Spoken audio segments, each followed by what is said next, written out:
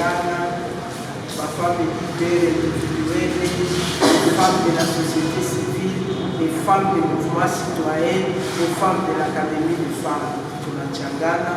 Et nous avons effectué un plaidoyer auprès du gouverneur de la province par rapport à la participation de la femme aux instances de prise de décision.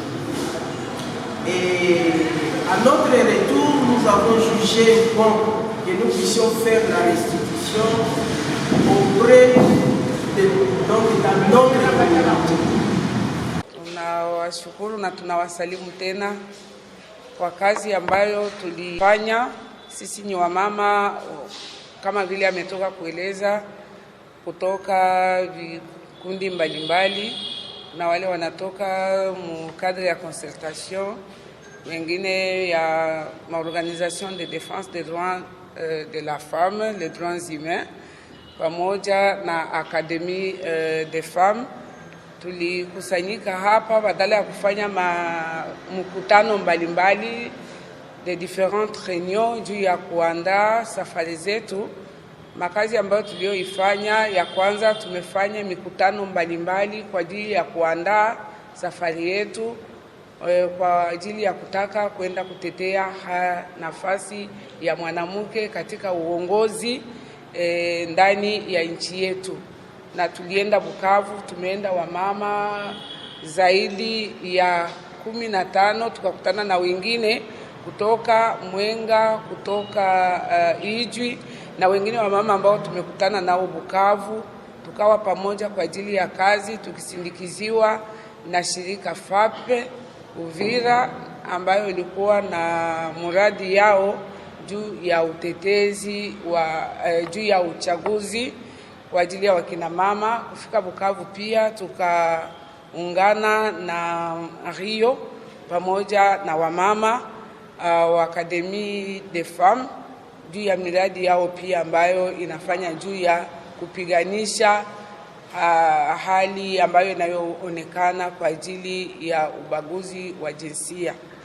Pamoja na hiyo tumefanya makazi mbalimbali, tukienda na barua zetu kumuona liwali wa jimbo, na tumepokelewa hapo na liwali tukimpatia barua yetu. Pamoja na hiyo tukakuwa na mabarua zingine ambazo ni tofauti tulizozipeleka kwa wale wa honorable kandida wetu waliochaguliwa kwa maparti politike mbalimbali na madivision za ministeri tofauti, na kuwakutana wa ministre osi mbalimbali katika jimbo letu la Sud Kivu. Na hiyo kazi yote imefanyika na hawa kina mama ambao mnawaona hapa pamoja na wengine ambao hawako. Tumetembea na kufikisha barua zetu. Tumeenda pia kuseni juu ya kuacha barua. Tumeenda kukamata pamoja na mashauri mbalimbali ambayo tuliyoipewa na tumeyatumikia. Kwa kifupi tulienda na hatua yetu ilipata nafasi kwa sababu on a atteint les objectifs vis-à-vis na kile ambacho kilitufanya kuondoka hapa na kwenda. Najua kwa makazi ambayo tulioifanya ni hiyo, na kuna wenzetu ambao labda mtakaopata mingi zaidi kwa zile makazi mko mnasikia katika fumbo, lakini mtazisikia wakati watawapatia kirefu. Asante. Tunakaribisha sasa mama Agnes aweze kutupatia synthèse ya ile document de plaidoyer yenye tuliadresse kwa gouverneur de province avec copie plutôt pour 3 ministères, fonction publique, genre na affaires intérieures, ainsi na madivision zayo. Tukapeleka ingine copie ku assemblée provinciale na tukapeleka ingine makopi ku maparti politique, na hatukusabu kudeposer copie ku inspection territoriale au niveau de la province. Kwa hiyo basi Agnès atupatie synthèse ya hii document en langue française. Mémorandum des femmes animatrices des organisations de défense des droits de la femme, de l'Académie des femmes, mouvement citoyen et membre du cadre de concertation des sociétés civiles, des territoires et des villes du Sud Kivu, relative à l'égalité du genre et à l'accès des femmes aux postes de prise de décision dans la gestion de la chose publique.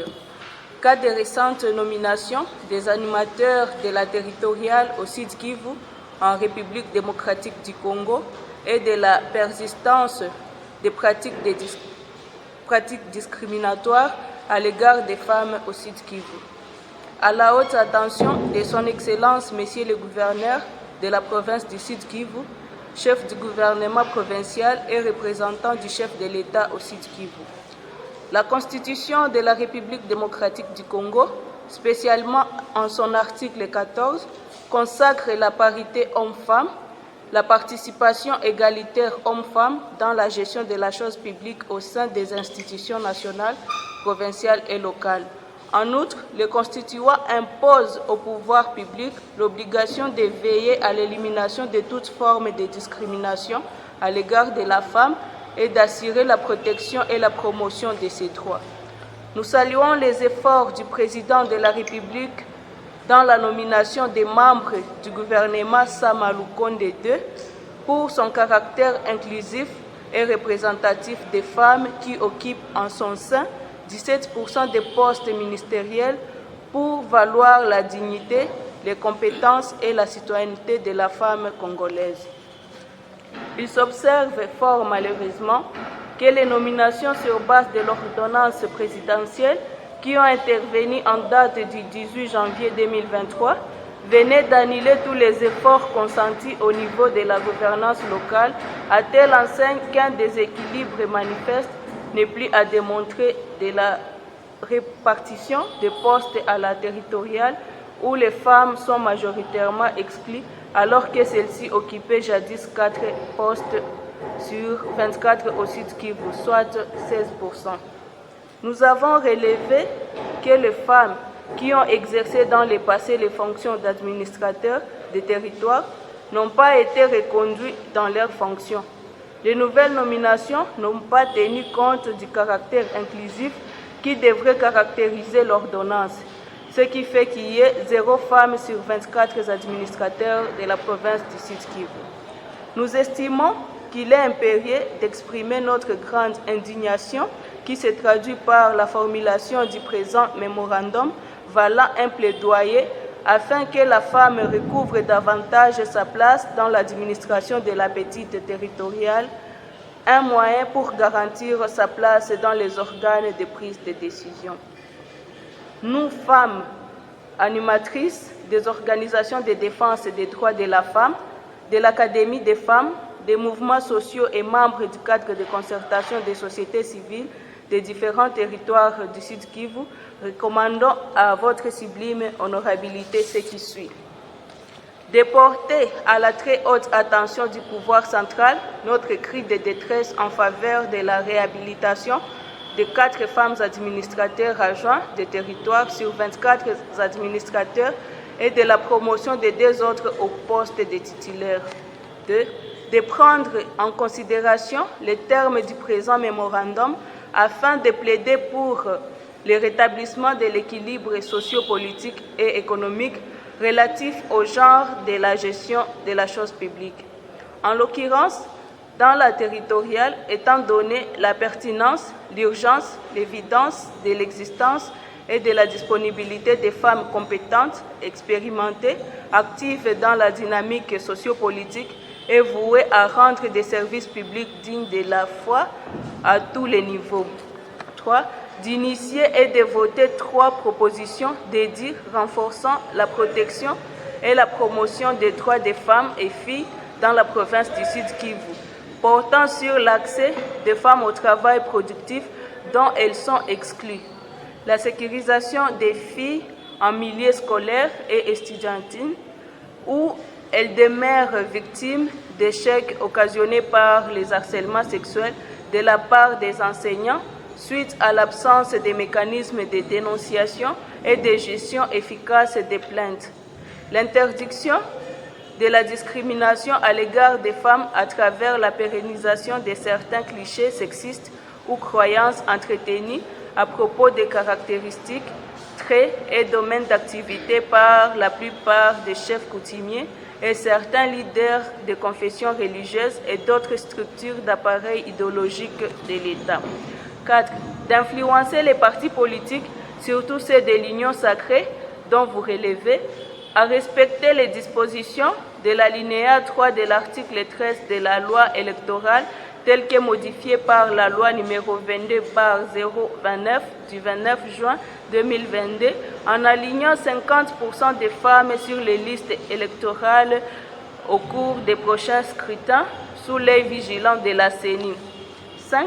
De veiller au principe de bonne administration publique en dissociant l'administration du territoire tant considéré comme poste politique en faveur d'un poste administratif pour la continuité et l'existence de l'autorité de l'État incarnée par ses administrés et administrateurs. 6.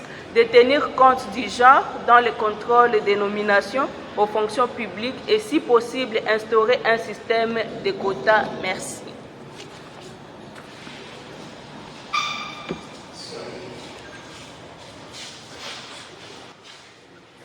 Kwa kifupi, delegation wala kundi ya wamama 22 kutoka tarafa ama territoire 8 za jimbo yetu ya Sud Kivu tulikuwa Bukavu kwa liwali wa jimbo kufanya kazi ya uteteaji ama plaidoyer, na tulipeleka kibarua kietu kwa liwali, na kile kibarua kilikuwa kinahusu pointi 2 muhimu, na ya kwanza ilikuwa kuhusu kushirikishwa kwa mwanamke katika madaraka, mwanamke ashirikishwe, na pia ya pili ilikuwa kuhusu ile kudumu kwa zile ujeuri zidi ya mwanamke ambayo inaendelea tena kumshusha, ninafanya mwanamke asishiriki na asishirikishwe. Katika kile kibarua chetu tulisifu kwanza, tulionesha kwanza kama kushirikishwa kwa mwanamke wala hii usawasawa wa jinsia iko halali na inakuwa na msingi katika sheria yetu. Tukiangalia ndani ya katiba ya nchi ya Kongo kwa ile mkataba wake wa 14, ile sheria zidi ya usawasawa kati ya mwanamke na mwanaume, na pia tukigusia vyombo vya sheria mbalimbali vya kimataifa, na hapo tunakamata mfano wa azimio 1325. Katika kile kibarua chetu wala memo yetu tulisifu kwanza kazi na jitihada mbalimbali ambazo serikali ya Kongo pamoja na mashirika ya kiraia ambayo inayotetea na kuinua haki za mwanamke inafanya kwa ajili ya kumuinua mwanamke. Mwele kibarua chetu pia tukaonesha namna gani serikali ya Mheshimiwa Sama Lukonde imemuingiza mwanamke katika madaraka. Hapo tuliona 17% wanawake walishirikishwa katika madaraka. Lakini sasa kwa mshangao na kwa ole ni hii nomination yenye ilifanyika hapa mwezi wa kwanza mwaka wa 2023 njo katika kuwatia madarakani wale wa mama viongozi wa matarafa wala wa administrateur ya territoire. Kuba administrateur ya territoire 24 wa jimbo ya Kivu hatukukuta hata mwanamke mmoja hakukuwa mwanamke, ijapokuwa tulikuwa na territoire 4 ambazo zilikuwa na wanawake. Wale wanawake walitumika vizuri, ijapokuwa shida, ijapokuwa matatizo. Wale wanawake miongoni mwao kulikuwa walikuwa wameshatumika ile kazi kupita miaka 5 na kuko walikuwa wameshafikisha hata miaka 14. Bale wanamke balikuwa na matricule, na pia tukashangala kuona kama ile kazi ni carrière, ile administrateur de territoire ni carrière, lakini bale wanamke balitoshwa na bakaachiliwa biko vile vile. Tukaangalia tena tangu Sud Kivu ilishakuwa Sud Kivu, jimbo yetu ya Sud Kivu, hakujawahi kuwa mwanamke ambaye alikamata ile jukumu ya administrateur de territoire titulaire, hayakuwaka hapo. Na ndio kwa maana sisi delegation tukaomba sasa, ile ndio problem wala tatizo ambalo tuliona, tukaomba sasa kwa mheshimiwa liwali wa jimbo, kwanza hapa tukamwomba ya kwamba ashirikishe mwanamke katika uongozi juu ni halali na inakuwa na misingi ya kisheria.